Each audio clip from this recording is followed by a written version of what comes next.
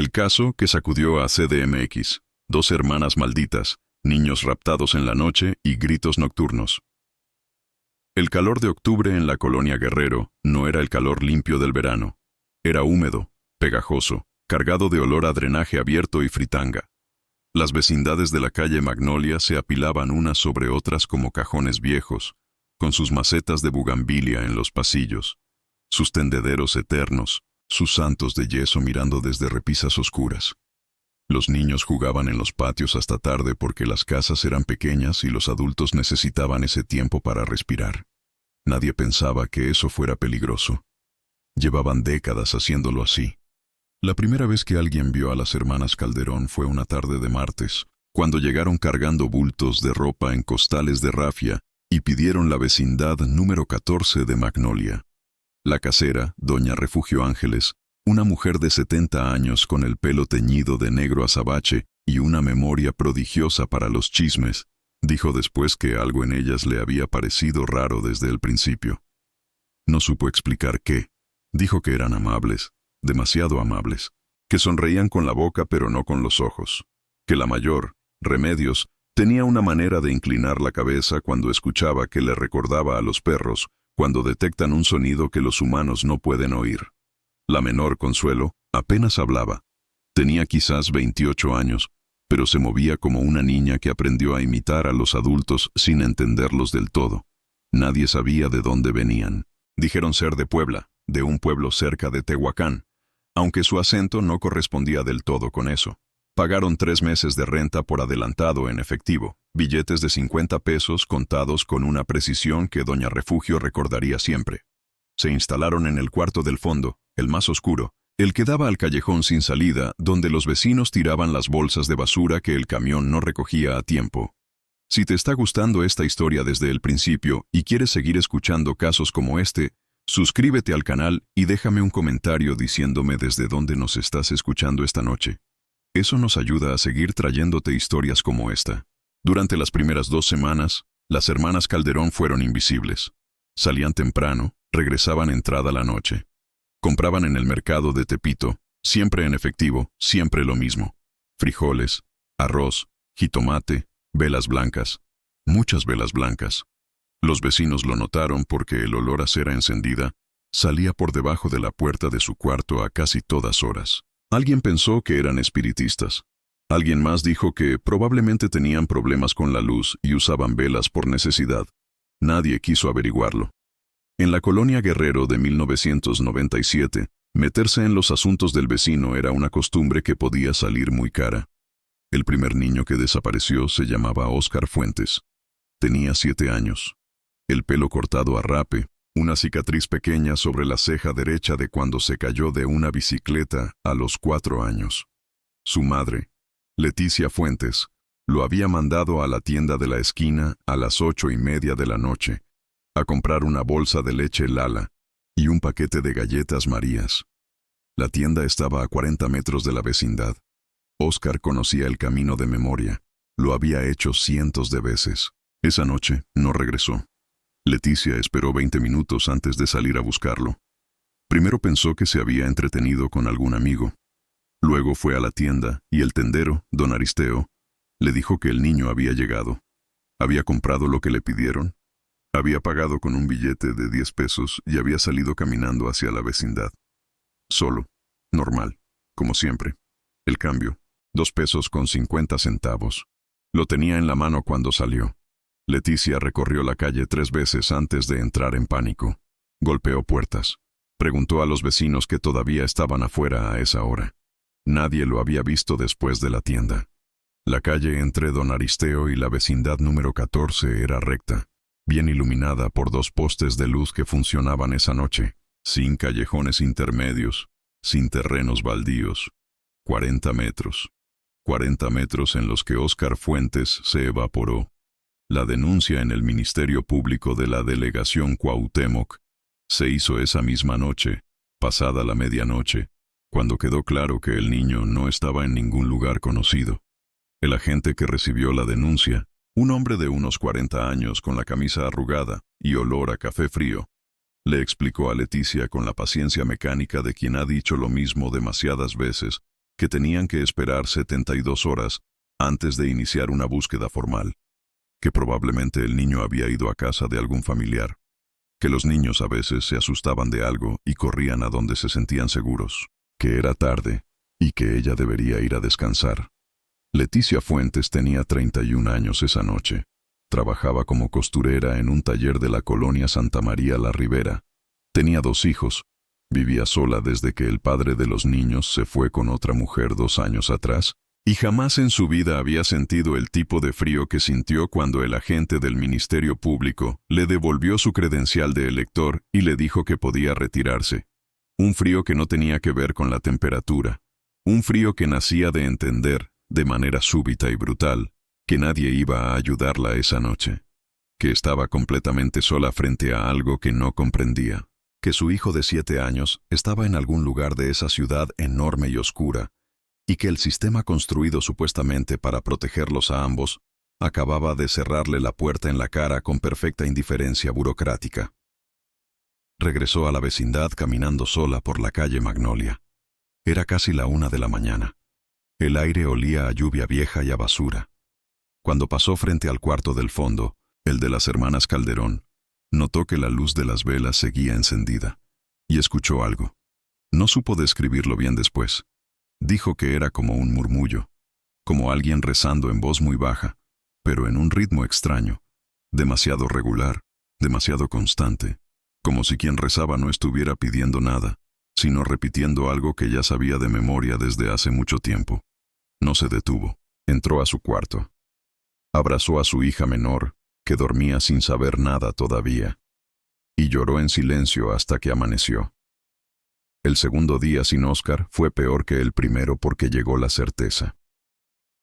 Mientras la primera noche había estado llena de una esperanza desesperada, la madrugada cafetera del miércoles trajo consigo la comprensión de que esto era real, que no había sido un malentendido, que su hijo no había dormido en casa de ningún amigo ni había ido a visitar a ningún familiar sin avisar. Óscar era un niño responsable, demasiado responsable para su edad, de esos niños que parecen haber nacido ya con una conciencia clara de las reglas del mundo. No habría hecho algo así. Leticia lo sabía. Lo sabía de la misma manera en que una madre conoce la respiración de su hijo dormido en la oscuridad total, sin necesidad de verlo. Los vecinos de la vecindad número 14 comenzaron a organizarse esa mañana con la eficiencia improvisada que tienen las comunidades pobres cuando el Estado las abandona. Fotocopiaron una foto de Óscar en la papelería de la esquina, 20 copias en papel bond, con su nombre, su edad, la fecha de desaparición y el número de teléfono de la vecindad, porque Leticia no tenía teléfono propio. Las pegaron en los postes de la calle Magnolia, en la parada del camión, en la entrada del metro Guerrero. Don Aristeo, el tendero, dijo que él mismo había pegado 3 copias en la ventana de su tienda. Nadie de la vecindad tocó la puerta del cuarto del fondo para avisar a las hermanas Calderón. No porque no se les hubiera ocurrido, sino porque cuando Bernardo Sosa, el vecino del cuarto de junto, fue a tocar esa mañana para contarles lo del niño, se encontró con que la puerta estaba cerrada con llave desde dentro, y que al golpear nadie respondió, aunque él estaba casi seguro de haber escuchado movimiento adentro. Lo esperó un momento. El movimiento cesó. El silencio que siguió fue de un tipo particular. Ese silencio activo que producen las personas que están conteniendo la respiración para que no las descubran. Bernardo se quedó parado frente a la puerta unos segundos más de lo necesario. Luego se fue. No dijo nada a nadie sobre eso hasta mucho tiempo después. La investigación formal comenzó 48 horas después de la denuncia, no 72, porque el diputado local que representaba a la delegación Cuauhtémoc tenía un primo que conocía al subdirector de la Policía Judicial del DF, y alguien hizo una llamada. No porque el sistema se hubiera conmovido por la suerte de Óscar Fuentes, sino porque un periodista de nota roja del diario Ovaciones había recogido la historia en su ronda nocturna y había publicado 4 párrafos en la sección de Ciudad con el titular «Menor desaparece en 40 metros en la Guerrero». Era suficiente presión para que alguien se moviera por razones de imagen. El agente asignado al caso se llamaba Rodrigo Palafox. 36 años, bigote, pantalón de vestir gris que usaba desde hacía más de un lustro. Era un hombre que no era malo en su trabajo, pero que había aprendido a no comprometerse emocionalmente con los casos, porque el compromiso emocional en ese trabajo destruía a las personas. Lo había visto con compañeros suyos, hombres que llegaban a sus casas y no podían mirar a sus propios hijos a la cara, porque en sus cabezas los veían superpuestos con las fotos de los expedientes. Palafox tenía una hija de 9 años. Se llamaba Fernanda. Tenía el pelo largo y le gustaban los dibujos animados del Canal 5. Cuando llegó a la vecindad número 14 de Magnolia y vio la foto de Oscar pegada en la puerta del pasillo, con esa sonrisa abierta de niño que todavía no sabe que el mundo puede hacer daño, sintió el cosquilleo familiar en el pecho que trataba siempre de ignorar. Lo ignoró. Sacó su libreta y comenzó a hacer preguntas. Fue en esa primera visita cuando Leticia le mencionó a las hermanas Calderón, no como sospechosas, simplemente como parte de la descripción de la vecindad y sus habitantes. Palafox lo anotó sin darle importancia particular. Había 23 personas viviendo en esa vecindad y tendría que hablar con todas. Las hermanas eran 2 más en la lista. No más, no menos. Todavía.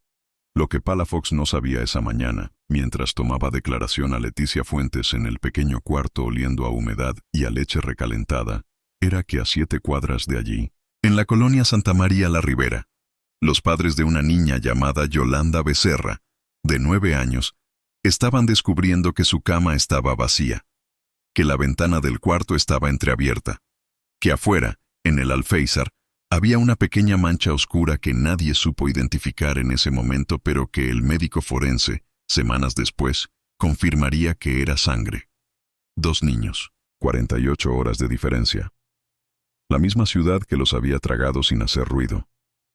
Rodrigo Palafox era el tipo de policía que los manuales no describían bien. No era corrupto en el sentido espectacular. No tomaba sobornos grandes ni tenía negocios turbios con narcos o políticos. Pero había aprendido a vivir dentro del sistema con la flexibilidad moral que ese sistema exigía para sobrevivir en él. Cerraba los ojos ante ciertas cosas. Llenaba ciertos reportes de maneras que convenían a ciertas personas. No porque fuera un mal hombre, sino porque había entendido muy pronto que los buenos hombres que no aprendían esa flexibilidad terminaban transferidos a delegaciones remotas o simplemente desaparecían del escalafón para siempre. Tenía una hija, una exesposa a quien pasaba pensión, una madre enferma en Nezahualcóyotl. No podía darse el lujo de ser completamente honesto, pero había algo en el caso de Oscar Fuentes que desde el principio le generaba una incomodidad que no lograba ubicar con precisión. No era la desaparición en sí, que tristemente no era infrecuente en el DF de 1997. Era la geografía. 40 metros en línea recta, bien iluminados, en una calle que a las 8:30 de la noche todavía tenía gente. Para que un niño desapareciera en ese espacio sin que nadie lo viera, sin que nadie escuchara nada, sin que hubiera señales de forcejeo en el pavimento ni en la banqueta, tenían que darse varias condiciones simultáneas que no encajaban con ningún patrón que Palafox hubiera visto antes. O el niño se había ido voluntariamente, o alguien lo conocía y él había confiado en esa persona lo suficiente como para irse sin oponer resistencia. O había algo en esa calle que Palafox no estaba viendo todavía. Fue su asistente, un joven de 22 años llamado Heriberto Gama que llevaba 8 meses en la judicial y todavía creía que las cosas podían hacerse bien, quien encontró el primer hilo real. Gama había hablado con todos los vecinos de la calle Magnolia en un radio de 100 metros de la vecindad número 14, y en ese proceso había encontrado a una señora de nombre Petra Villanueva que vivía en el segundo piso de una vecindad frente a la tienda de don Aristeo. Petra Villanueva era insomne desde hacía años y tenía la costumbre de sentarse junto a su ventana por las noches a rezar el rosario mientras miraba la calle. La noche del martes, a las 8:40 aproximadamente, había visto algo que le había parecido extraño, pero que en el momento no había sabido procesar. Había visto a Oscar salir de la tienda. Lo había reconocido porque lo conocía de vista. Era el hijo de la costurera del edificio de junto. Lo había visto crecer. Lo vio caminar hacia la vecindad. Llevaba una bolsa de plástico en la mano. Y luego vio que a mitad de la calle el niño se detuvo. No porque alguien lo detuviera. Se detuvo solo. como si hubiera escuchado su nombre. Se quedó parado unos segundos, y luego giró hacia el callejón lateral que daba detrás de la vecindad número 14. Gama la interrumpió. Le preguntó si estaba segura de que era el callejón lateral y no la entrada principal de la vecindad. Petra Villanueva dijo que completamente segura. El niño había doblado a la derecha, hacia el callejón sin salida donde tiraban la basura, y no había vuelto a salir. Gama llamó a Palafox de inmediato. Palafox estaba en la delegación llenando papeleo cuando recibió la llamada. Escuchó en silencio. Cuando Gama terminó, Palafox preguntó una sola cosa. ¿Vio Petra Villanueva si alguien estaba esperando en ese callejón? Gama fue a preguntar. Regresó al teléfono 30 segundos después. Dijo que no había visto a nadie, pero que había escuchado algo, justo después de que el niño doblara la esquina. Un sonido que Petra Villanueva describió como una voz de mujer hablando en voz baja, muy baja, como si no quisiera que nadie más la oyera. Palafox anotó esto en su libreta. Subrayó las palabras voz de mujer. Las subrayó 2 veces. Luego cerró la libreta, agarró su chamarra y fue directo a la colonia Guerrero, manejando por Paseo de la Reforma con las ventanas abiertas porque el tsuru de la Judicial no tenía aire acondicionado y el calor de octubre seguía siendo insoportable, incluso a las 4 de la tarde. En el camino, sin saber por qué exactamente, pensó en su hija Fernanda. Pensó en la manera en que ella respondía cuando alguien la llamaba por su nombre, ese giro automático de la cabeza, esa confianza inmediata. Pensó en lo fácil que era, si uno sabía el nombre de un niño, hacer que ese niño girara hacia donde uno quería. Se le cerró el estómago. Aceleró. El callejón detrás de la vecindad número 14 de la calle Magnolia medía aproximadamente 20 metros de largo y terminaba en una barda de tabique sin pintar que marcaba el límite con el edificio contiguo. Era un espacio oscuro incluso de día, protegido del sol por los muros altos de las vecindades de ambos lados. Olía permanentemente a descomposición, a orina de gato, a la acumulación orgánica de años de bolsas de basura amontonadas y abiertas. En la barda del fondo, alguien había pintado con spray negro una cruz grande, sin ornamentos, y debajo de ella, un número de teléfono que nadie había llamado nunca, o que si alguien había llamado, no había contado lo que encontró. Palafox entró al callejón con Gama, y con una linterna aunque todavía era de tarde, porque las sombras allí eran densas e inmóviles. Caminaron despacio. El suelo era irregular, mezclado de tierra apisonada y pedazos de cemento viejo. Había bolsas de basura negras apiladas contra la pared derecha, algunas reventadas, con moscas. Había una silla de madera rota. Había, en el rincón más alejado, cerca de la barda del fondo, un espacio donde la tierra parecía removida recientemente. Palafox se detuvo frente a ese espacio. Se agachó. Con un bolígrafo, no con las manos, removió la superficie ligeramente. La tierra estaba húmeda debajo, fresca, como si hubiera sido movida en las últimas 24 horas. Llamó al forense desde el callejón. Mientras esperaban, Gama caminó hasta la puerta trasera que daba directamente al patio interior de la vecindad, desde ese callejón.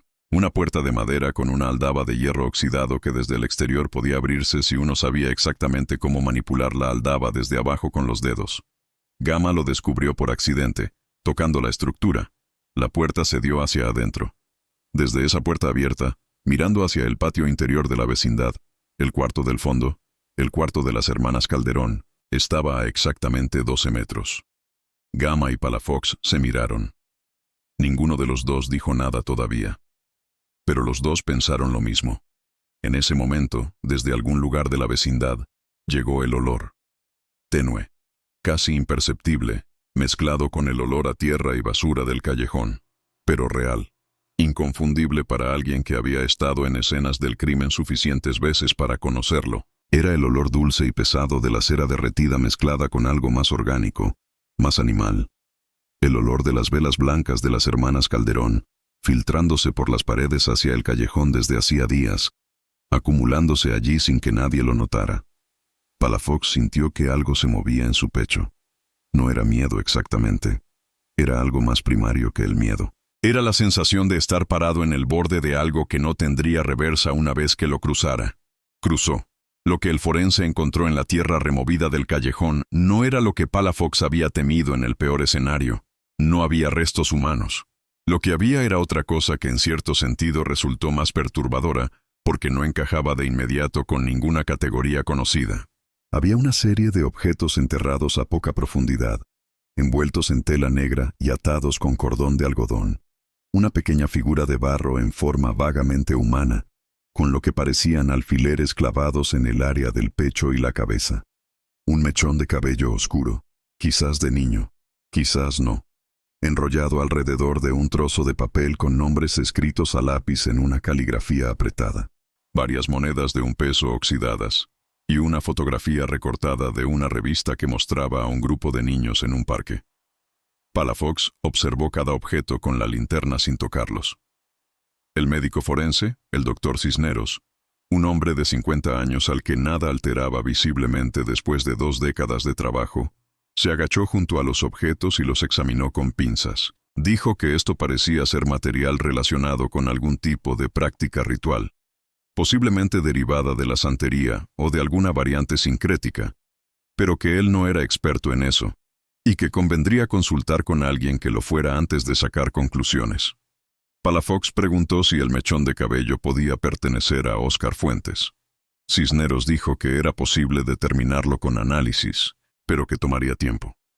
El DF en 1997 no tenía los recursos para acelerar ese tipo de análisis, a menos que hubiera una presión política significativa. Y hasta ese momento, un niño desaparecido de la colonia Guerrero no generaba ese tipo de presión. Mientras el forense terminaba su trabajo, Palafox tomó una decisión que técnicamente no era la más ortodoxa, pero que en ese momento le pareció la única posible. Le dijo a Gama que fuera a buscar a la casera, doña Refugio Ángeles, y que le preguntara, sin alarmarla, si recordaba algo específico sobre las hermanas Calderón desde su llegada. Cualquier detalle, visitas, horarios, sonidos. Gama volvió 20 minutos después con la libreta llena. Doña Refugio, una vez que se sintió con el espacio para hablar, resultó ser una fuente extraordinaria. Había guardado silencio hasta ese momento porque, dijo, en la colonia Guerrero uno aprendía a no hablar con la policía, a menos que fuera absolutamente necesario. Pero había cosas que la habían inquietado desde el principio, y que ahora, con un niño desaparecido y un policía sentado frente a ella en su cuartito con sus santos y su televisor de 20 pulgadas, decidió contar. Dijo que las hermanas Calderón recibían visitas nocturnas, siempre tarde, siempre en silencio. Personas que llegaban por la puerta trasera del callejón, no por la entrada principal. Nunca las había visto la cara porque eran siempre de madrugada, y ella no quería encender la luz para no llamar la atención. Pero había escuchado pasos, voces muy bajas. Y en 2 ocasiones, separadas por casi una semana, había escuchado algo que la había hecho quedarse despierta el resto de la noche. Había escuchado a un niño llorando, no gritos, no llamados de ayuda, solo el llanto agotado, continuo, de alguien que ya llevaba mucho tiempo llorando y que estaba llegando al límite de su resistencia. Gama dejó de escribir en su libreta. Palafox preguntó cuándo había sido la última vez. Doña Refugio pensó. Contó en sus dedos. Dijo que había sido la noche del martes, la noche en que desapareció Óscar Fuentes. La decisión de entrar al cuarto de las hermanas Calderón esa misma noche no fue inmediata. Palafox sabía que sin una orden de cateo firmada por un juez, cualquier cosa que encontrara dentro sería inadmisible en un proceso formal, y conseguir una orden de cateo en el DF de 1997, de noche, basándose en el testimonio de una anciana insomne y unos objetos de tierra enterrados que podían interpretarse de múltiples maneras, era prácticamente imposible. El sistema no funcionaba con esa velocidad. El sistema, de hecho, funcionaba deliberadamente con lentitud en esos casos, como si la burocracia fuera en sí misma una forma de protección para quienes sabían cómo usarla. Pero había un niño desaparecido, y ahora potencialmente otro, y alguien había estado llorando detrás de esa puerta la noche del martes. Palafox le pidió a Gama que se quedara en el pasillo de la vecindad, junto a la puerta del cuarto del fondo, sin hacer nada, sin llamar, solo observando. Si escuchaba algo, cualquier cosa, lo llamaba de inmediato. Él iba a ir a buscar la manera más rápida posible de obtener autorización. Fue a la delegación. Habló con el subdirector. Le explicó la situación. El subdirector escuchó con la expresión de alguien que está calculando mentalmente el costo político de cada opción. Le dijo que sin más evidencia concreta no podía afirmar nada. Que el testimonio de una señora que escuchó llorar a alguien en la noche no constituía evidencia de delito. Palafox estuvo a punto de decir algo que le hubiera costado el trabajo. Se contuvo. Salió de la delegación a las 10:30 de la noche. El aire de la colonia Guerrero olía a lluvia inminente. Las calles estaban semivacías. Caminó 2 cuadras con las manos en los bolsillos, pensando. Su teléfono sonó. Era Gama. Gama hablaba en voz muy baja, casi susurrando. Dijo que hacía 20 minutos la puerta del cuarto del fondo se había abierto y que Remedios Calderón había salido al patio. Que no lo había visto a él porque él estaba en las sombras del pasillo. Que la mujer había cruzado el patio cargando algo. Un bulto, envuelto en una cobija. Palafox dejó de caminar. Preguntó qué tan grande era el bulto. Gama tardó un segundo en responder. Dijo que del tamaño de un niño. Lo que sucedió en los siguientes 4 minutos fue lo más cercano a actuar puramente por instinto que Palafox había experimentado en 14 años de carrera. No esperó instrucciones. No calculó consecuencias legales. Corrió. Llegó a la vecindad en menos de 2 minutos, entrando por la puerta trasera del callejón que Gama había dejado entreabierta. Cruzó el patio en la oscuridad casi total, guiándose por la luz tenue que se filtraba desde las ventanas de los cuartos vecinos. Gama estaba en el umbral del pasillo, señalando hacia el callejón exterior. Palafox salió al callejón. Estaba vacío. Fue hasta la calle. Miró a ambos lados. La calle Magnolia a esa hora tenía un solo movimiento visible. Una figura caminando rápido hacia el norte, alejándose, cargando algo contra el pecho. Corrió. Gritó. «¡Policía! ¡Alto!». La figura aceleró. Dobló una esquina. Palafox dobló también. Era una calle lateral más estrecha, con postes de luz escasos. La figura estaba a unos 20 metros adelante. Palafox corría. Sus zapatos golpeaban el pavimento mojado porque había empezado a llover en algún momento sin que él lo notara. La lluvia era fina, casi niebla. Las luces de la calle se reflejaban en el asfalto húmedo. La figura tropezó. El bulto cayó. Y del bulto llegó un sonido que Palafox no olvidaría nunca mientras viviera. Un llanto. Pequeño, agotado, confundido. El llanto de un niño que llevaba demasiado tiempo asustado y que ya no tenía fuerzas para tener más miedo. Palafox llegó hasta donde estaban.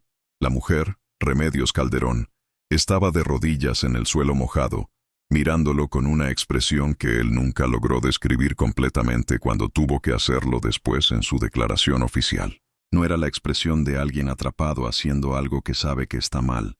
Era algo más complejo, algo que tenía capas. Miedo, sí, pero también algo que se parecía sospechosamente a un alivio profundo y contradictorio. La cobija se movió. Una mano pequeña salió de ella.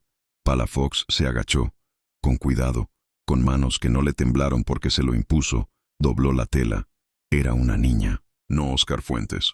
Una niña de quizás 8 o 9 años, con el cabello pegado a la cara por el llanto y la lluvia, con los ojos muy abiertos mirando a Palafox, con la expresión de alguien que no sabe todavía si lo que está ocurriendo es el final del peligro o el comienzo de otro. Palafox dijo su nombre. Dijo que era policía. Dijo que estaba a salvo. La niña no respondió. Siguió mirándolo. Detrás de él, escuchó pasos. Gama llegando. Y detrás de Gama, otro sonido. Un sonido que venía desde la dirección de la vecindad número 14. Un sonido que los dos escucharon al mismo tiempo y que hizo que ambos se quedaran inmóviles un momento. Era un grito, femenino, agudo, cortado de golpe. Y luego, silencio. Gama corrió de regreso a la vecindad. Palafox no podía moverse porque tenía a la niña en brazos y a Remedios Calderón esposada a un poste con su propio cinturón, que era lo único que había tenido a mano. Llamó por radio pidiendo refuerzos. Su voz salió más tranquila de lo que sentía. Los refuerzos tardaron 11 minutos.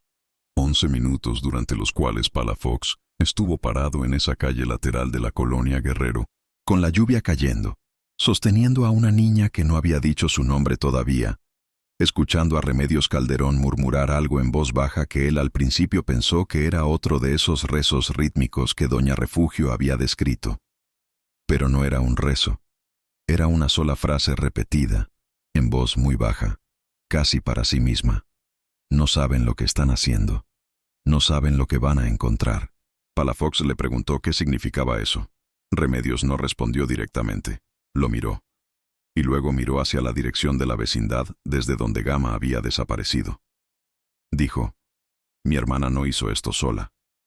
Y antes de que Palafox pudiera preguntar más, llegaron las patrullas con las luces encendidas y el momento se rompió en el procedimiento, en los formularios, en las voces superpuestas de los agentes que llegaban haciendo las preguntas equivocadas en el orden equivocado. Pero esa frase se quedó en el aire. «Mi hermana no hizo esto sola».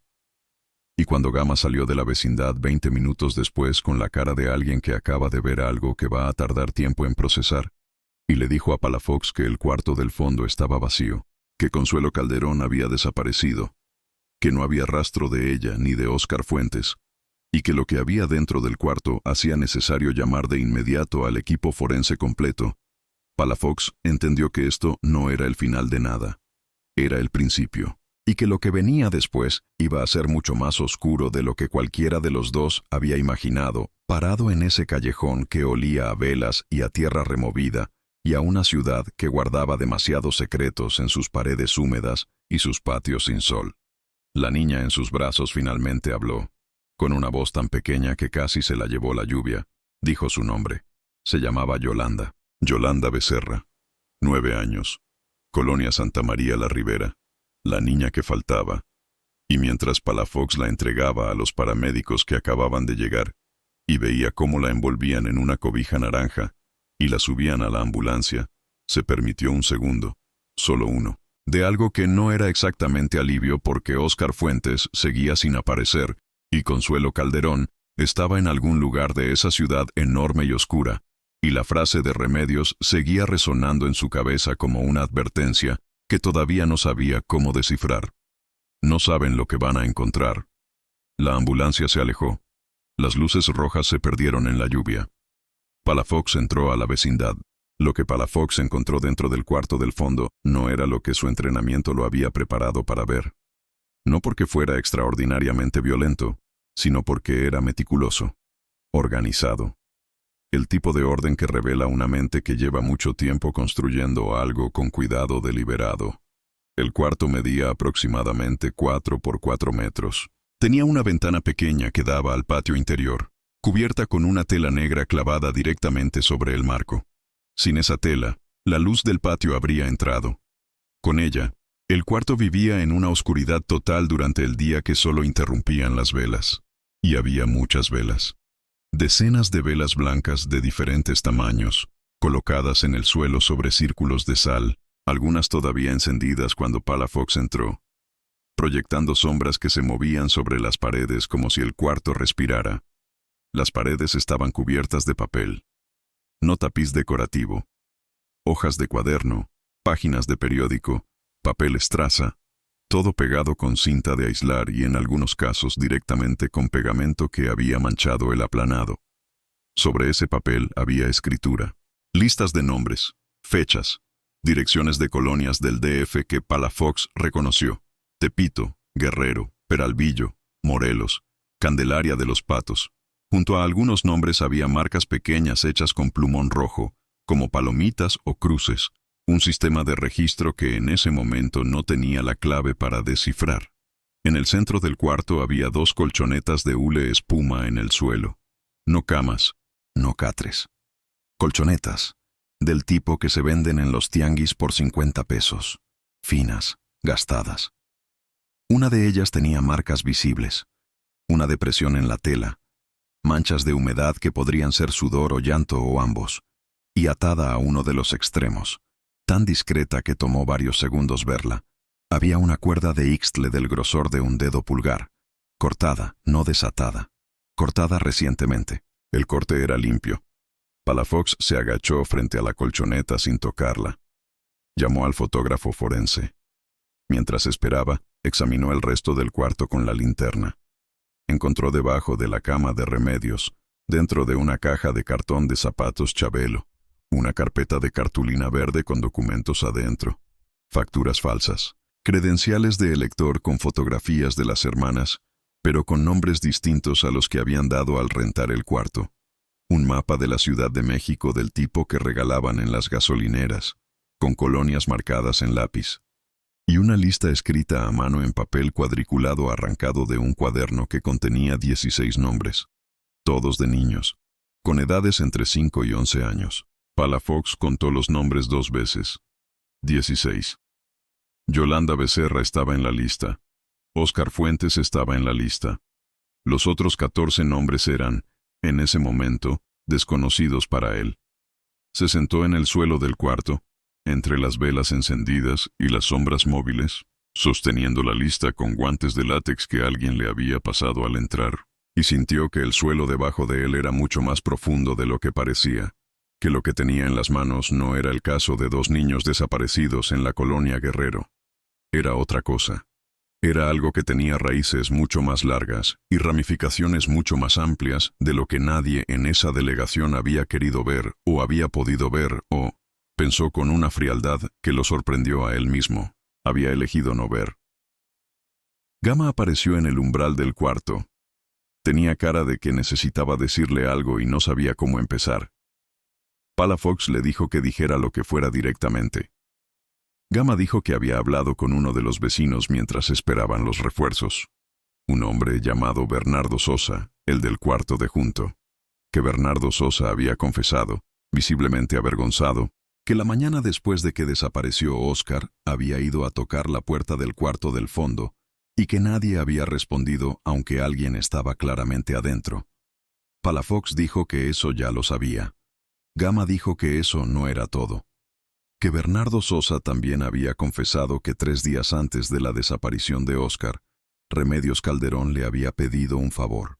Le había preguntado cómo se llamaba el hijo de la costurera, el que jugaba en el patio por las tardes. El silencio en el cuarto era absoluto excepto por el pequeño sonido de las velas ardiendo. Palafox preguntó si Bernardo Sosa le había dicho el nombre. Gama no respondió de inmediato. Miró el suelo. Luego dijo que sí. Esa noche, en la delegación, mientras Remedios Calderón esperaba en una sala de interrogatorio sin ventanas, Palafox leyó la lista completa de 16 nombres 3 veces más.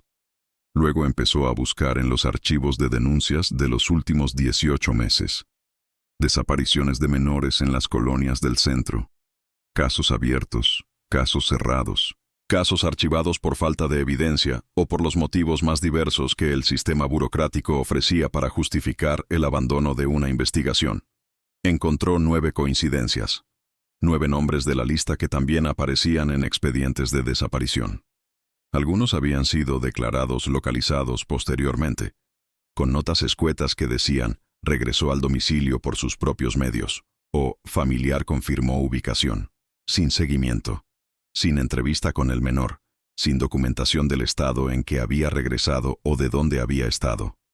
3 de los 9 expedientes tenían algo en común. Todos habían sido cerrados por el mismo agente. Un nombre que Palafox conocía. Un hombre que llevaba 12 años en la judicial, bien conectado, bien posicionado, con una reputación de eficiencia que en ese momento adquiría un significado completamente distinto. Palafox cerró los archivos. Se quedó sentado frente al escritorio apagado, en la delegación semivacía de madrugada, con el sonido del generador eléctrico del edificio y el ruido lejano de la ciudad que nunca dormía del todo. Pensó en lo que Remedios había dicho en la calle, bajo la lluvia. Mi hermana no hizo esto sola, y pensó en cuántas personas necesita una operación de ese tipo para funcionar durante 18 meses en una ciudad de 20 millones de personas sin que nadie lo vea, o sin que nadie que lo ve decida hablar.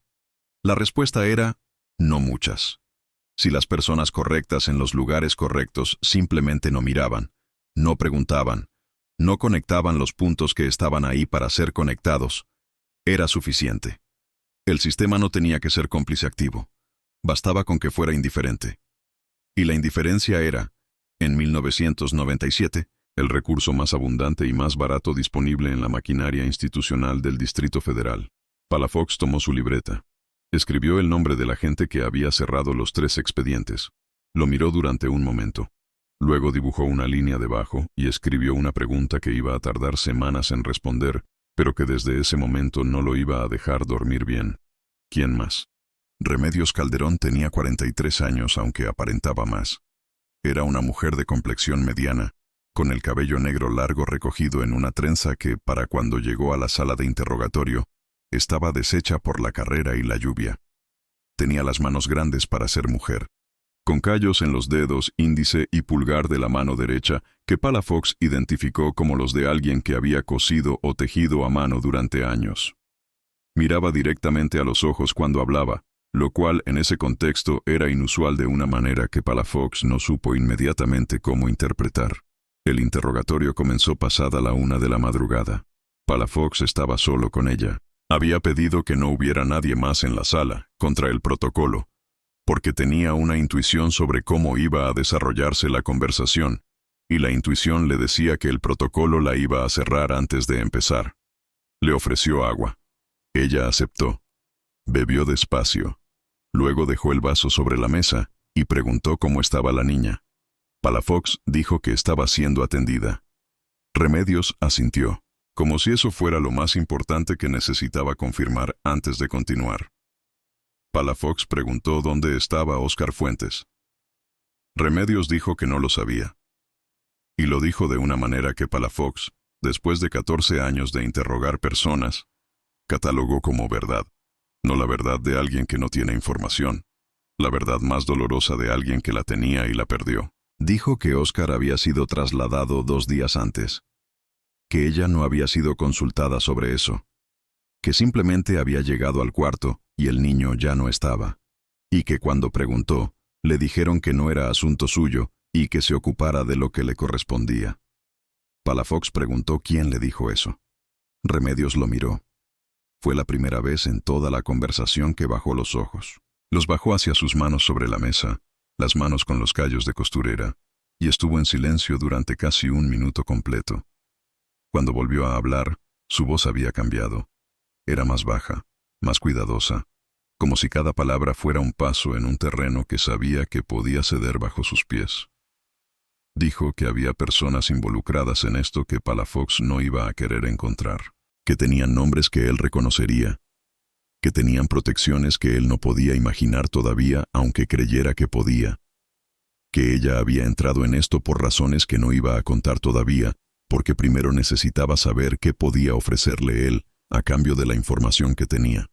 Palafox dijo que no podía ofrecerle nada sin saber qué era lo que estaba negociando. Remedios dijo que entendía eso, que tampoco era estúpida.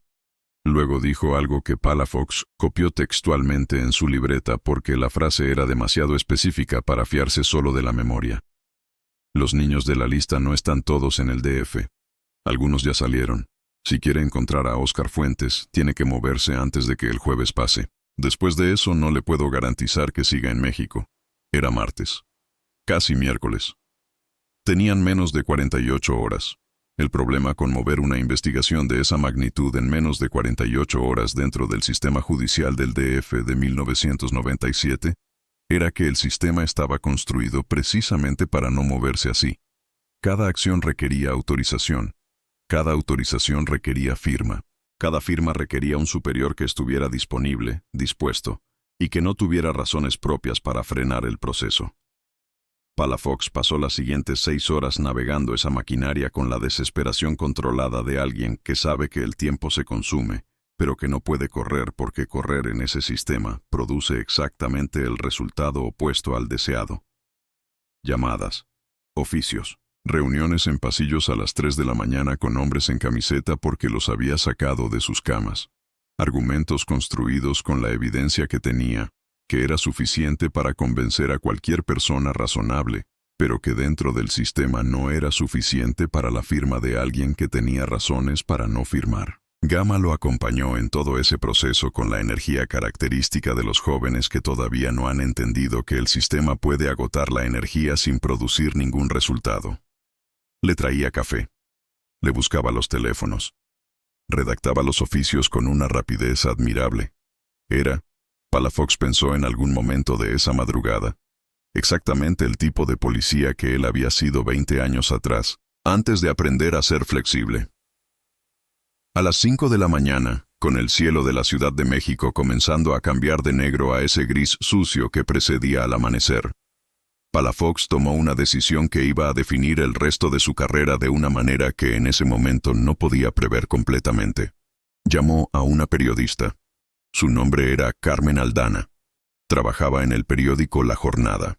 Tenía 38 años, una reputación de periodista que no soltaba una historia hasta haberla agotado completamente, y una relación con Palafox que databa de 5 años atrás cuando él le había dado información de fondo para un reportaje sobre desapariciones en Tepito que había ganado un premio de periodismo que ella guardaba en un cajón porque no quería que los colegas pensaran que se enorgullecía de esas cosas.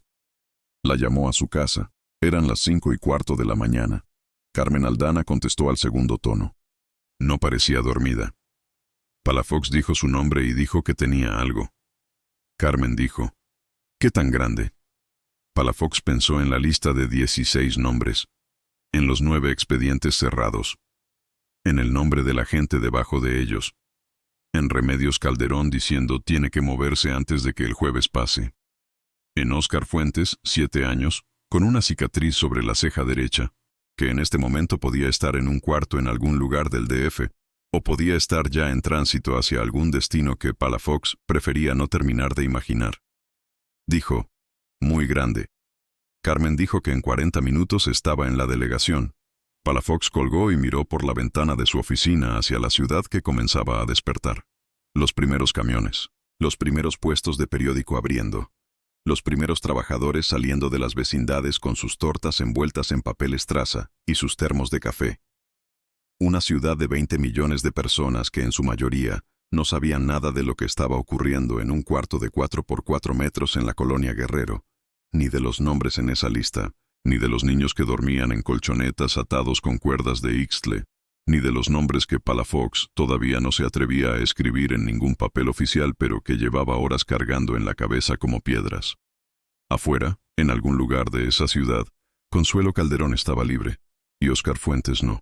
Carmen Aldana llegó a la delegación a las 6:10 de la mañana con una grabadora de casete, una libreta con espiral y el cabello todavía mojado de la ducha rápida que se había dado antes de salir. Era una mujer que inspiraba una confianza inmediata, y que Palafox siempre había sospechado que cultivaba esa impresión deliberadamente porque era su herramienta de trabajo más eficaz. Tenía una manera de escuchar que hacía sentir a la persona hablando, que lo que decía era exactamente lo más importante que se había dicho en mucho tiempo. No era falsa, era genuina, pero también era habilidosa. Palafox le contó todo. No oficialmente, no para publicar aún, para que entendiera el panorama completo y para que pudiera hacer con esa información algo que él, dentro de su posición, no podía hacer: presión pública. Le mostró la lista. Le explicó los 9 expedientes. Dijo el nombre de la gente que los había cerrado en voz baja, aunque estaban solos en su oficina con la puerta cerrada. Carmen escribió sin interrumpirlo. Cuando él terminó, ella no dijo nada durante casi 2 minutos. Palafox conocía ese silencio. Era el silencio de alguien procesando no solo información sino implicaciones. Luego preguntó si él entendía lo que estaba haciendo al contarle esto. Palafox dijo que sí. Carmen preguntó si tenía protección, si había alguien en la cadena de mando en quien confiara completamente. Palafox pensó en el subdirector que la noche anterior no había querido firmar la orden de cateo. Pensó en los superiores de ese subdirector. Pensó en los nombres políticos que aparecían en los márgenes de esas historias, siempre que alguien tenía el valor de mirar. Dijo que no había nadie en quien confiara completamente. Carmen asintió como si eso fuera exactamente lo que esperaba escuchar y lo hubiera preparado para ello. Dijo que necesitaba 24 horas para verificar lo que le había contado y construir el reportaje de manera que fuera publicable, sin exponerlo a él, de una manera que lo destruyera antes de que la investigación pudiera avanzar. Que cuando publicara, el caso iba a tener visibilidad suficiente para que fuera más difícil enterrarlo. que esa visibilidad era su mejor protección y también la mejor oportunidad para encontrar a Óscar Fuentes. Palafox dijo que tenía menos de 48 horas, según lo que Remedios Calderón le había dicho. Carmen dijo que trabajaba bien bajo presión. Se levantó, recogió su grabadora y su libreta, y en la puerta se detuvo un momento.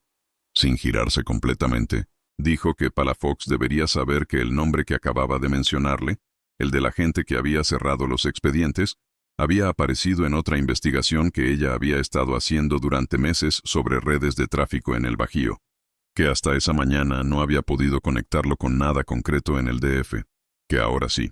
Salió. La puerta de la oficina se cerró suavemente. Palafox se quedó sentado frente a su escritorio. El café que Gama le había traído hacía una hora estaba frío. Los archivos con los 9 expedientes estaban abiertos sobre el escritorio. La ciudad afuera de su ventana seguía despertándose con su ruido cotidiano de motores y bocinas y voces superpuestas, indiferente y enorme y llena de secretos que llevaban años esperando que alguien los nombrara en voz alta. Su teléfono sonó. Era Gama. Dijo que Remedios Calderón estaba pidiendo hablar con él, que decía que había algo que no le había contado la noche anterior. Algo sobre su hermana Consuelo que cambiaría el enfoque de la búsqueda si lo supiera.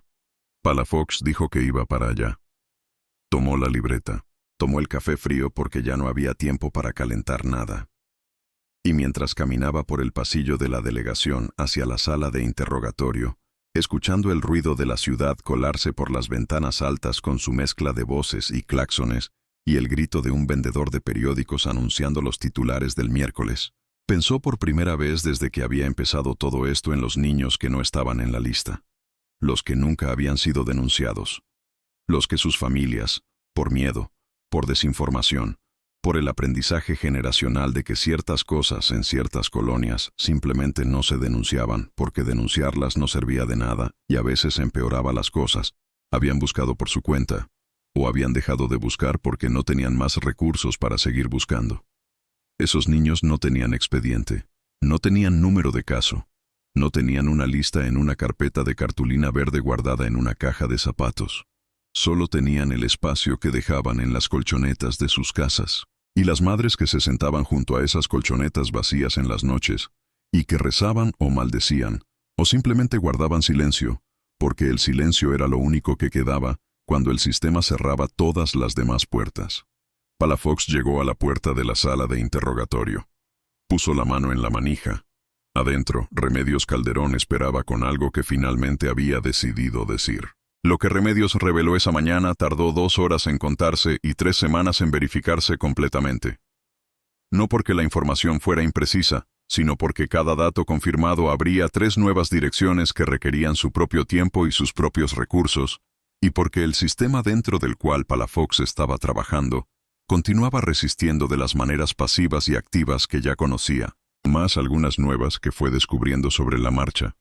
Consuelo Calderón, la hermana menor, no era lo que parecía, o más precisamente, era exactamente lo que parecía, pero por razones completamente diferentes a las que cualquiera había supuesto. Cuando los vecinos la describían como una persona que se movía como una niña imitando a los adultos, no estaban equivocados. Consuelo tenía una discapacidad intelectual moderada que no era evidente en un primer vistazo porque Remedios había pasado 20 años enseñándole a enmascarar sus dificultades con comportamientos aprendidos. En entornos simples y rutinarios, Consuelo funcionaba dentro de lo que los vecinos interpretaban como rareza o timidez. Pero no tomaba decisiones complejas. No había ideado ni organizado nada. Era, dijo Remedios con una voz donde Palafox escuchó capas de culpa que llevaban años acumulándose, una herramienta. Una herramienta que alguien más había elegido precisamente porque no podía entender completamente lo que le pedían que hiciera y porque si algo salía mal, era descartable. Los niños se habían acercado a Consuelo porque Consuelo tenía algo que los adultos habían perdido hace mucho, una presencia genuinamente infantil, no fingida, real. Ella jugaba con ellos, los escuchaba, les prestaba atención de la manera total y sin reservas que los niños reconocen instintivamente como auténtica. Y cuando les decía que la acompañaran a ver algo interesante en el callejón o en el cuarto del fondo, ellos iban, sin miedo. con la confianza que se tiene en alguien que no parece representar el tipo de amenaza que los adultos les enseñan a detectar. Palafox escuchó esto sin interrumpir. Cuando Remedios terminó esta parte, él preguntó dónde estaba Consuelo ahora. Remedios dijo que no lo sabía con certeza, pero que había un lugar donde solía ir cuando estaba asustada. Un vecindad en la colonia Peralvillo donde había vivido durante un tiempo con una mujer que la había cuidado antes de que Remedios apareciera en su vida. Una mujer de nombre Soledad. No le sabía el apellido, pero le sabía la calle y la descripción de la vecindad. Palafox escribió la dirección. Luego preguntó la pregunta que había estado esperando el momento correcto para hacer. Preguntó quién era el hombre que había dicho que Óscar había sido trasladado. Quién había llegado al cuarto y le había dicho a Remedios que no era asunto suyo. Remedios puso las manos planas sobre la mesa. Las miró. Respiró. Dijo un nombre. Palafox lo escribió en su libreta. Lo miró. Siguió mirándolo durante varios segundos sin escribir nada más. Era un nombre que conocía. No de los expedientes. No del sistema judicial. Lo conocía de otra manera. Lo había visto impreso en la sección política de los periódicos. Lo había escuchado en la radio. Era un nombre que existía en un espacio donde los agentes de la judicial del DF de 1997 no tenían jurisdicción real, donde el alcance de una investigación dependía de cuánta protección política tenía quien la iniciaba y de si había suficiente presión externa para que esa protección no bastara. Cerró la libreta. Fue directo al teléfono de su oficina y llamó a Carmen Aldana. Ella contestó al primer tono. Él dijo el nombre. Hubo un silencio de 4 segundos. Carmen dijo: «Rodrigo, vas a necesitar que alguien te cubra las espaldas».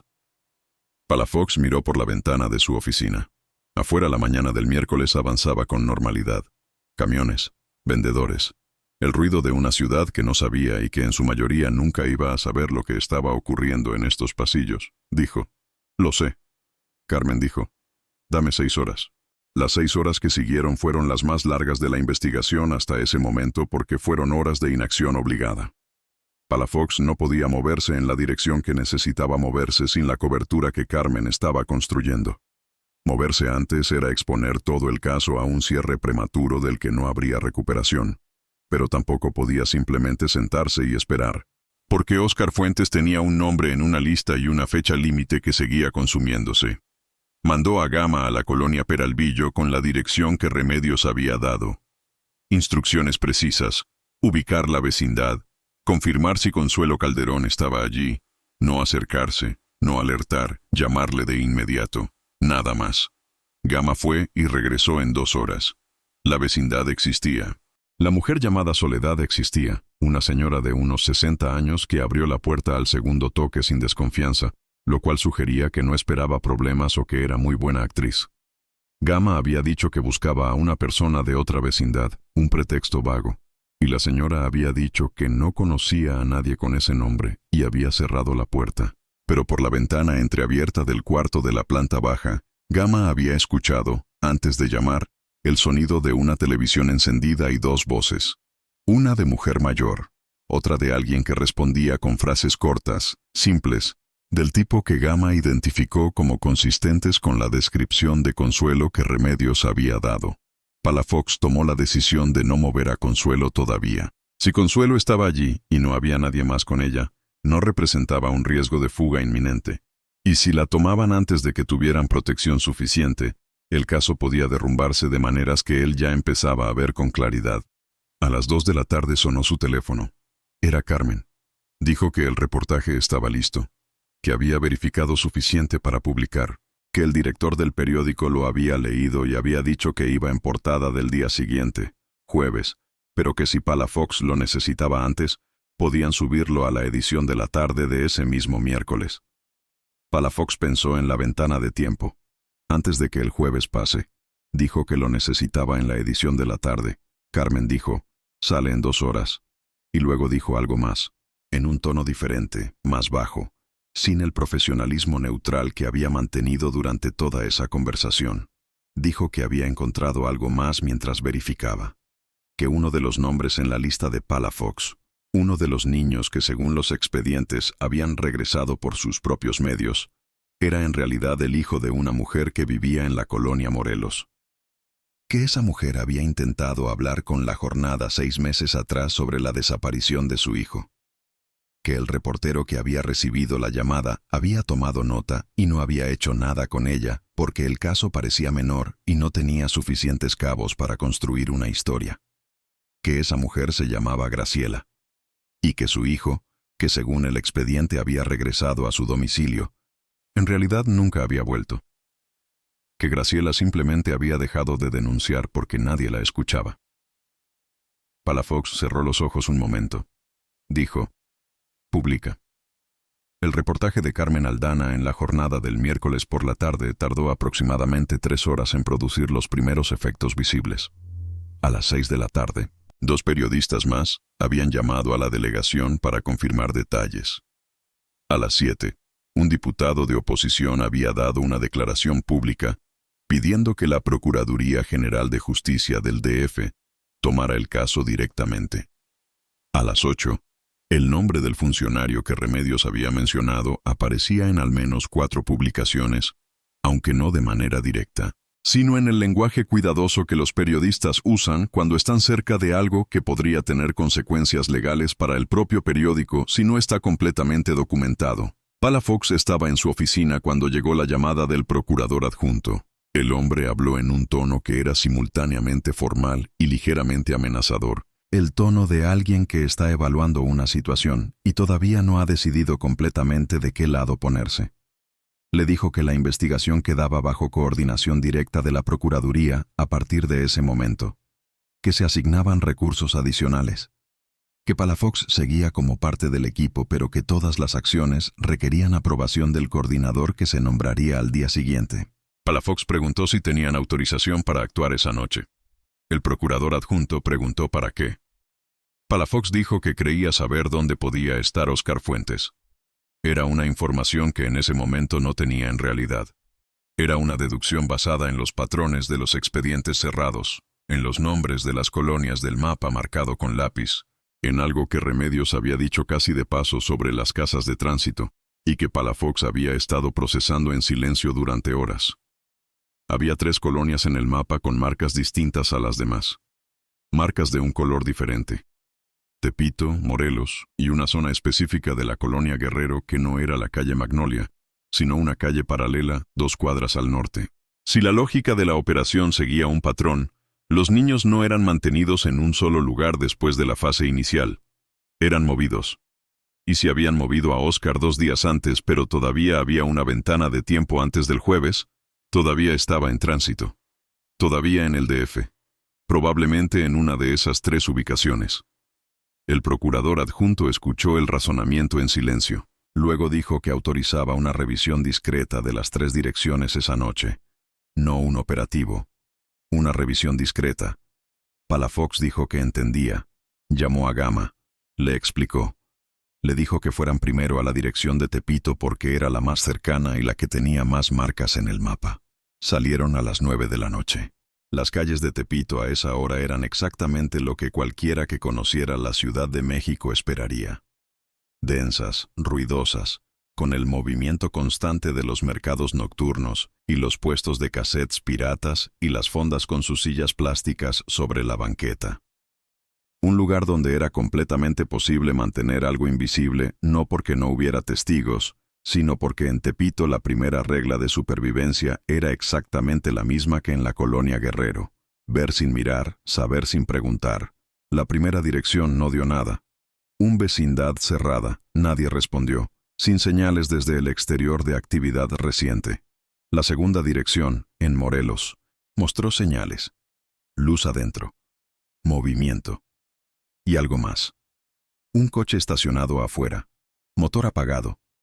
Pero con 2 personas adentro que cuando vieron pasar la unidad de Palafox, miraron hacia adelante con la rigidez de las personas que están tratando de parecer indiferentes y no lo logran del todo. Palafox pasó de largo. Dio una vuelta a la manzana. Llamó por radio a la central.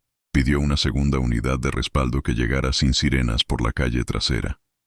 Mientras esperaba, con la unidad estacionada a media cuadra con las luces apagadas, Gama dijo en voz baja que tenía miedo de lo que iban a encontrar adentro. Palafox dijo que él también. Gama dijo que no lo parecía. Palafox dijo que a los 14 años de carrera uno aprendía dónde guardar el miedo para que no interfiriera con lo que había que hacer, que eso no era valentía, era solo práctica. La segunda unidad llegó. Palafox sacó su arma, comprobó el seguro, la guardó de nuevo, y caminó hacia la puerta. La puerta de la vecindad en la colonia Morelos cedió al tercer golpe. No fue necesario derribarla. Estaba cerrada con un pasador interior simple, del tipo que cualquier persona que saliera rápido podría olvidar asegurar correctamente.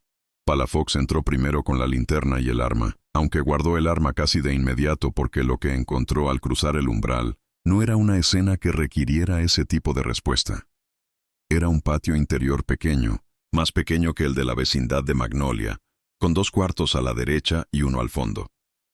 Las luces que había visto desde afuera venían del cuarto de la derecha, el primero. La puerta estaba entreabierta. Desde esa abertura salía un rectángulo de luz amarilla y el sonido de un radio de transistores sintonizado en una estación de música grupera a un volumen muy bajo. Palafox empujó la puerta. Adentro había una mujer sentada en una silla de madera frente a una mesa pequeña. Tenía unos 50 años, vestida con bata de casa, con una taza de té frente a ella que ya no humeaba.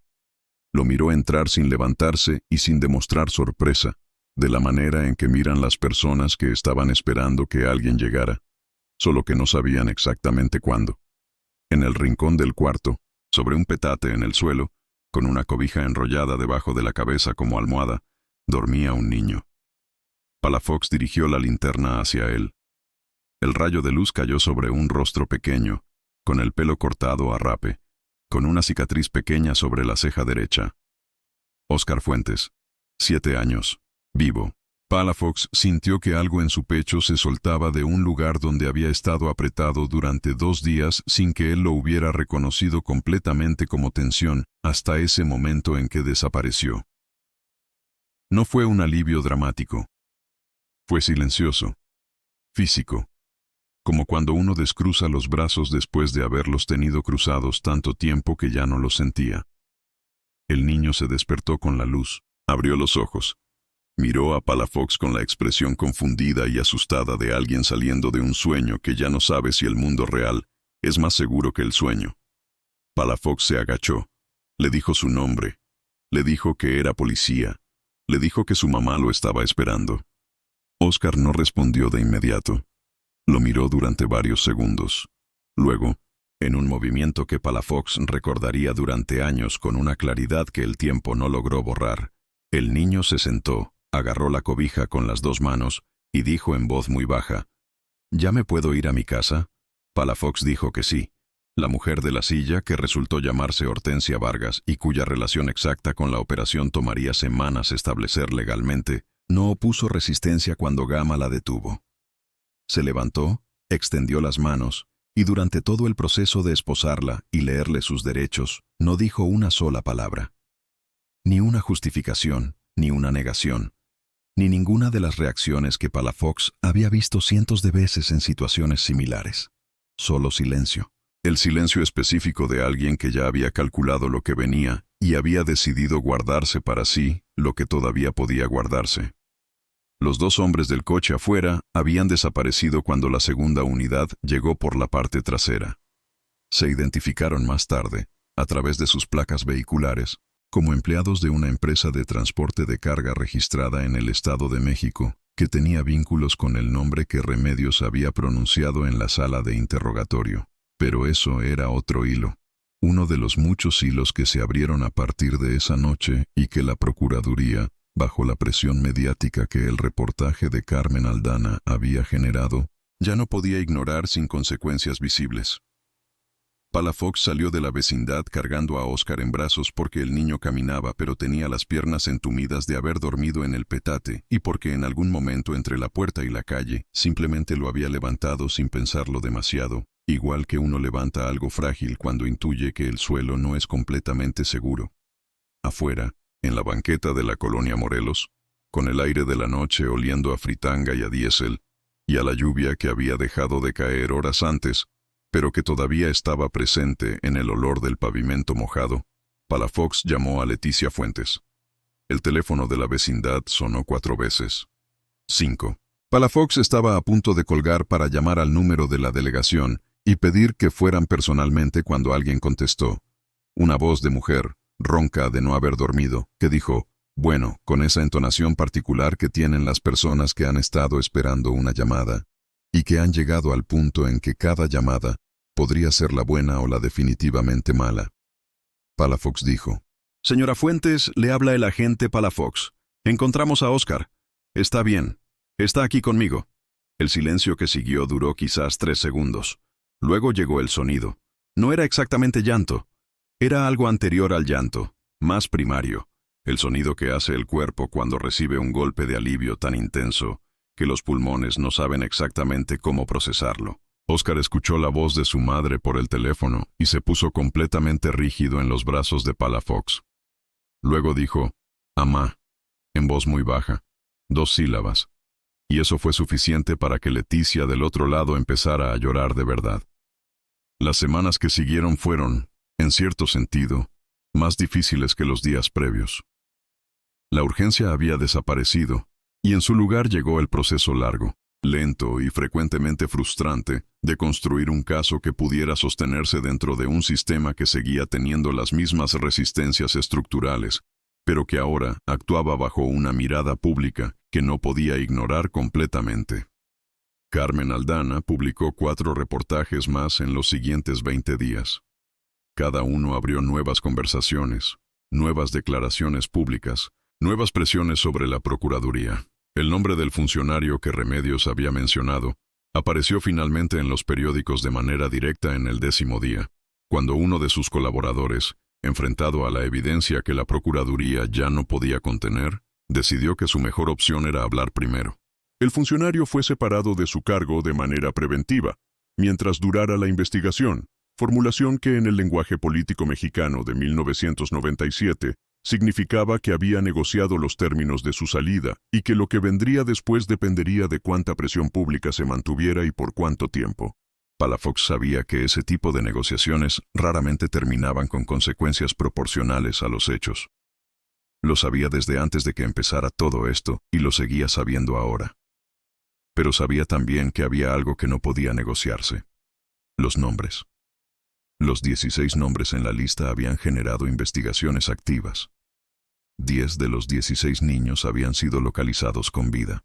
4 habían salido del país, y su rastreo estaba en manos de instancias internacionales con las cuales Carmen, que tenía contactos que Palafox no tenía, había puesto en comunicación a la Procuraduría. 2 nombres seguían sin resolverse. Palafox los escribía en su libreta cada mañana, como para recordarse que el caso no estaba cerrado aunque el sistema empezara a tratarlo como si lo estuviera. Remedios. Calderón fue procesada. Su defensa argumentó su condición de coaccionada. Presentó evidencia de amenazas y de que su participación había sido bajo presión directa usando a Consuelo como instrumento de chantaje. Era una defensa parcialmente verdadera, como la mayoría de las defensas, en casos donde las personas involucradas no son completamente inocentes ni completamente culpables, sino algo más complicado que ninguna de las 2 categorías. El juez la sentenció a 6 años, reducidos a 4 por cooperación con la investigación. Salió en 3,5. Consuelo Calderón nunca fue procesada penalmente. Los peritos determinaron que su capacidad para comprender la naturaleza de sus actos era insuficiente para sostener una imputación. Fue remitida a una institución de salud mental en el Estado de México donde, según los registros que Palafox revisó una vez varios años después, vivía de manera estable aunque sin familia que la visitara. Remedios no fue a verla después de salir. O si fue, no había registro de ello. Hortensia Vargas, la mujer de la silla con el té frío, sí habló eventualmente. No de inmediato. Tardó semanas en decidirse, y lo hizo no por convicción moral, sino porque su abogado le explicó con precisión que su silencio no la protegería de la misma manera que su colaboración. Lo que dijo confirmó la estructura que Palafox había deducido y agregó nombres y detalles que la Procuraduría nunca llegó a procesar completamente, algunos por falta de evidencia adicional y otros por razones que nadie puso en papel pero que todos en el sistema entendían. El agente que había cerrado los 9 expedientes fue dado de baja de la Policía Judicial del DF. No fue procesado penalmente por falta de evidencia directa, aunque la evidencia circunstancial era, en opinión de Palafox y de Carmen, y de cualquiera que leyera el expediente completo, absolutamente suficiente para cualquier juez que hubiera querido usarla. No quiso ninguno. El hombre desapareció del mapa público y reapareció, según un rumor que Palafox nunca pudo confirmar del todo, trabajando en seguridad privada en Monterrey. Óscar Fuentes tardó casi un año en volver a dormir solo en su cuarto. Durante los primeros meses después de su regreso, Leticia encontraba la manera de quedarse dormida en la misma cama que él, o él encontraba la manera de llegar a la cama de ella a mitad de la noche, sin que ninguno de los dos hablara de ello como algo que necesitara explicación. La psicóloga que la trabajadora social del DIF les asignó, una mujer joven llamada Patricia que iba a la vecindad cada 15 días con su maletín negro y sus cuadernos, dijo que era normal y que no había que forzar ningún ritmo. Que el tiempo y la consistencia de la presencia eran lo más importante. Que los niños tenían una capacidad de recuperación que los adultos frecuentemente subestimaban, pero que también tenían memorias más largas de lo que convenía suponer. Óscar nunca habló mucho de lo que había pasado durante los días que estuvo en el cuarto de la vecindad de Magnolia, y luego en el petate de Hortensia Vargas. Lo que sí dijo, en fragmentos que Leticia fue recolectando durante meses sin presionarlo, era que había una señora que le hablaba bajito y que no le hacía daño, pero que tampoco lo dejaba salir. Que había otras voces que escuchaba a veces que no veía. Que en algún momento había dejado de tener miedo porque el miedo es agotador y los niños son pragmáticos de maneras que los adultos no siempre reconocen. Lo que nunca dijo, y que Leticia aprendió a no preguntar, era qué había escuchado a través de las paredes en esas noches. ¿Qué habían significado los sonidos, las voces bajas, la luz de las velas filtrándose por las grietas? Yolanda Becerra tuvo una recuperación diferente. Era mayor que Óscar, tenía más capacidad de articular lo que había vivido, y quizás por eso el proceso fue, en cierto sentido, más difícil para su familia, porque era más visible. Sus padres, que en el periodo previo a su desaparición habían tenido una relación tensa por problemas económicos, se unieron durante los primeros meses con la solidaridad específica que produce el trauma compartido. Pero esa unión no sobrevivió el primer aniversario del regreso de Yolanda. Se separaron cuando ella tenía 11 años. Yolanda vivió con su madre. Estudió. Terminó la preparatoria. Palafox lo supo porque Carmen, que se había convertido en algo parecido a la cronista no oficial del caso, le contaba estas cosas cada tanto. Palafox fue transferido. No de manera dramática, no con una confrontación directa. Simplemente, 6 meses después de que el caso llegó a su punto de máxima visibilidad y comenzó el proceso lento de enfriamiento que tiene toda historia cuando la prensa encuentra otra urgencia y el sistema recupera su ritmo habitual, apareció una reasignación en su expediente, una delegación en Iztapalapa. El motivo oficial era optimización de recursos. El motivo real no necesitaba explicación para nadie que conociera el sistema. Fue, no porque no entendiera lo que significaba, sino porque tenía una hija de 9 años llamada Fernanda, y una madre enferma en Nezahualcóyotl, y no podía darse el lujo de ser el tipo de persona que hace gestos heroicos sin calcular sus consecuencias. En Iztapalapa trabajó bien. Hizo lo que podía dentro de lo que el sistema permitía. Algunos casos los cerró de manera que le permitía dormir razonablemente bien. Otros los cerró de maneras que no. Aprendió a convivir con esa distinción porque no había alternativa que no destruyera algo esencial. Carmen Aldana ganó un segundo premio por el reportaje del caso Calderón. Este sí lo puso en la pared de su oficina. Siguió trabajando en La Jornada durante 12 años más. Luego fundó un medio digital pequeño, enfocado en derechos humanos que funcionaba con fondos internacionales y la energía de periodistas jóvenes que le recordaban lo que ella había sido. Se convirtió en una referencia. Dio clases en la UNAM. En sus conferencias sobre periodismo de investigación, el caso de la Colonia Guerrero de 1997 aparecía siempre, aunque nunca con todos los detalles y nunca con todos los nombres, porque algunos nombres todavía podían hacer daño a personas que no lo merecían. Doña Refugio Ángeles, la casera de la vecindad número 14 de Magnolia, murió en 2003 de un infarto. Sus vecinos organizaron una colecta para las flores. En su cuartito con los santos de yeso quedó una caja de cartón con documentos y fotografías que nadie reclamó por meses, hasta que una sobrina que llegó desde Veracruz la ordenó y tiró la mayor parte sin saber lo que había en ella. Bernardo Sosa, el vecino que le había dicho el nombre de Óscar a Remedios Calderón cuando ella preguntó, vivió durante años con eso. Nunca habló de ello públicamente, pero la gente que lo conocía bien decía que había cambiado después de aquella semana de 1997, que se volvió más callado, que dejó de involucrarse en las conversaciones del patio, que a veces, cuando había niños jugando afuera, se quedaba mirándolos desde su ventana con una expresión que nadie sabía exactamente cómo describir, pero que reconocían como la expresión de alguien que carga algo que no puede poner en palabras y que tampoco puede soltar. La última vez que Palafox pensó en el caso de manera activa fue una tarde de noviembre de 2001, 4 años después. Estaba en su oficina de Iztapalapa, revisando un expediente completamente diferente, cuando su teléfono sonó, y la voz al otro lado era de alguien que no había hablado con él en meses. Era Carmen.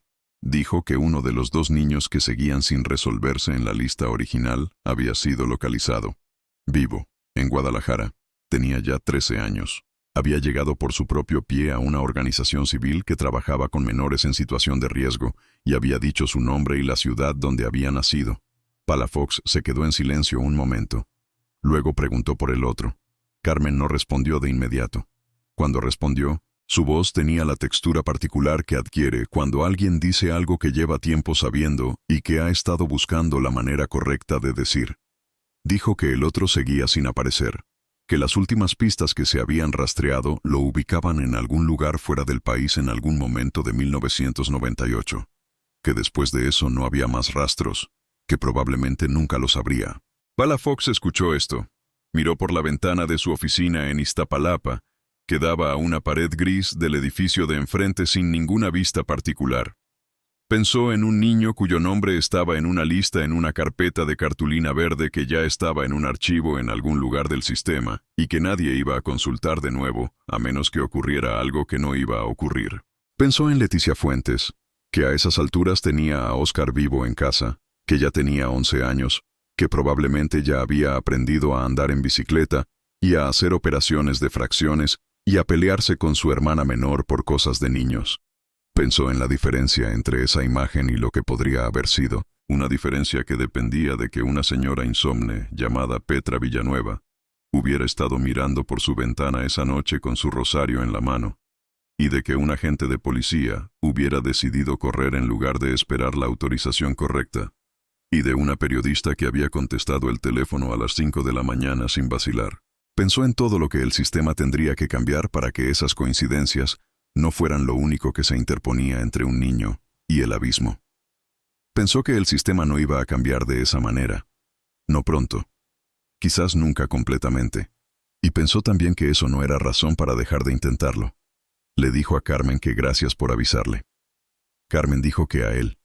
Y antes de colgar, en un tono diferente, más informal, le preguntó cómo estaba su hija.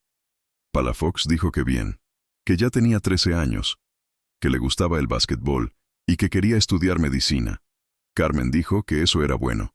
Palafox dijo que sí, que era muy bueno. Colgó.